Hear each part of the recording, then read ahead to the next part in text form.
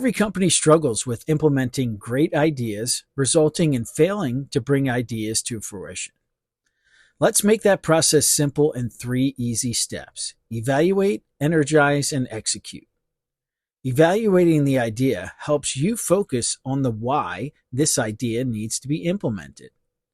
Next, we energize the team members to help us focus on the results we are looking for. Last, we execute the action, completing the idea and bringing it to fruition.